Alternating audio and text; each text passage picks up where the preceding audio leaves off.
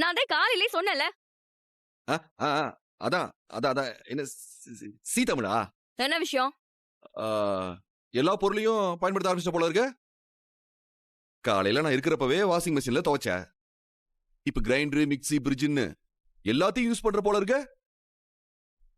Use பண்ண நீ உபயோகப்படுத்துற வரைக்கும் எனக்கு வருமானம் தான். தோடா என்ன பாக்குற? அட்வான்ஸ் காசுமா, அட்வான்ஸ் காசு எடு.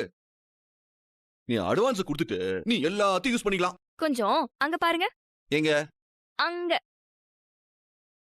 காஞ்சிருந்த உங்க சட்டை, வேஷ்டி, பேண்ட் எல்லாத்தையும் எடுத்து அயன் பண்ணி வச்சிருக்கேன். வெளியில அயன் பண்ற கடைக்கு போய் ஒரு சட்டை வெட்டி அயன் பண்றதுக்கு எம்பிட்டுன்னு விசாரிச்சு பாருங்க. அதை விட என்கிட்ட ₹1 கம்மிதான். இதெல்லாம் சேர்த்து கணக்கு போட்டு பார்த்தா நீங்க கேட்டிருந்த ₹300 எப்படியோ கரைஞ்சு போயிடுச்சு.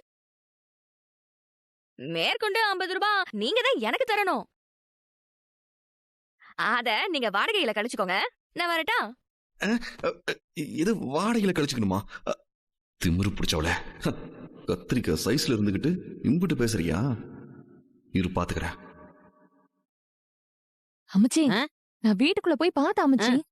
ஆள் உயரத்துக்கு பெரிய fridge, TV, mixie, washing machine, AC எல்லாமே வாங்கி கொடுத்திருக்காரு. அப்படியா?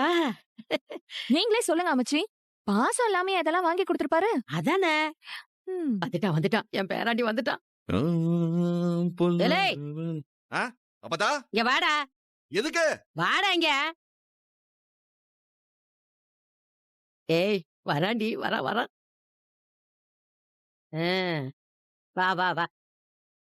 என்ன பதா சொல்லு. ஏது உன்கிட்ட ஒரு முக்கியமான விஷயத்தை பத்தி விசாரிக்கணுமே. சொல்லு. வீட்டுக்கு ஆள் ஒசரத்துக்கு ஒரு ஃப்ரிட்ஜ் வாங்கலான்னு இருக்கேன்.